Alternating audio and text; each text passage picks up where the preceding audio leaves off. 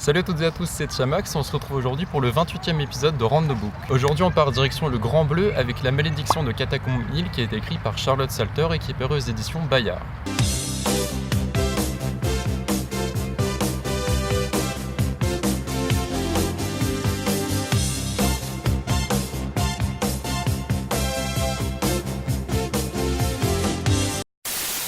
Sophie a 12 ans.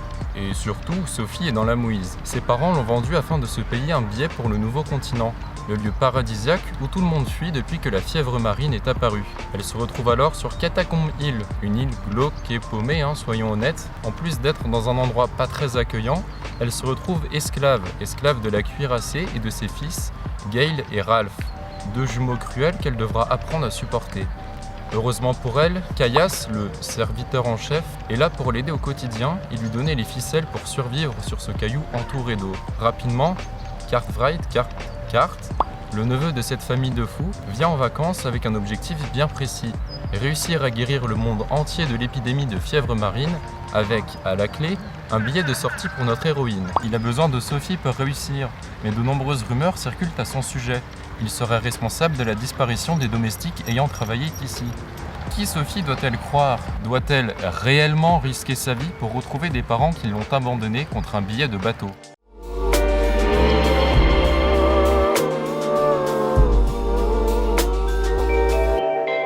Le personnage principal est fort et attachant, c'est une warrior et on aime ça. On parle quand même d'une gamine qui s'est fait vendre par ses parents et qui devient esclave. Elle se fait bolos H24 et son histoire est triste tout de même. Pourtant, elle va se battre tout le long du livre pour se sortir de sa condition. Au-delà de ça, j'adore aussi son caractère.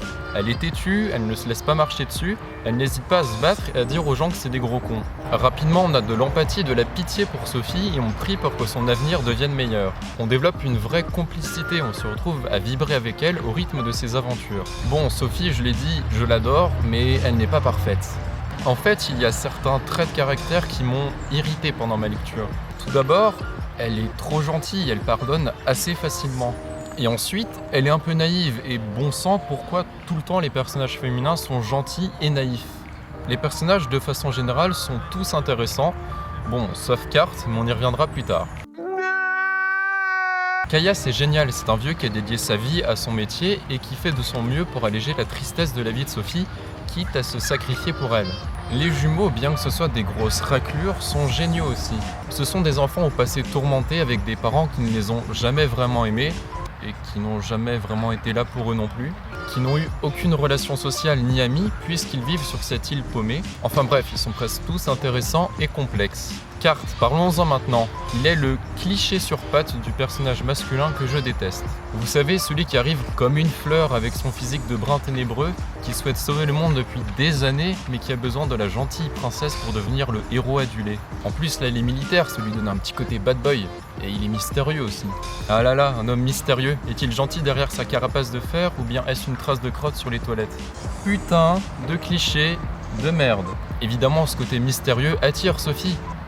Évidemment. La fin est plutôt bien, le retournement de situation, et je ne dirais pas inattendu, j'ai pas sauté d'étonnement. Oh là là! Oh là là, je ne m'attendais pas. Mais il est plutôt cool et ça donne une fin surtout plus juste que prévu. Mais juste, j'en ai marre des fins à l'eau de rose, détestez-vous, n'ayez pas d'enfants. En vrai, j'ai bien aimé. C'est une œuvre plutôt tranquille et gentille, je l'ai lue pendant mes vacances et ça m'a bien détendu.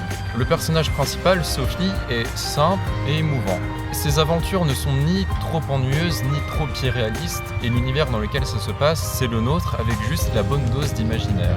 Ce n'est pas l'œuvre de l'année avec des phrases marquantes et un style d'écriture minutieux, mais c'est une œuvre relaxante et agréable à lire. Et vous, quel est votre livre détente en ce début d'année ?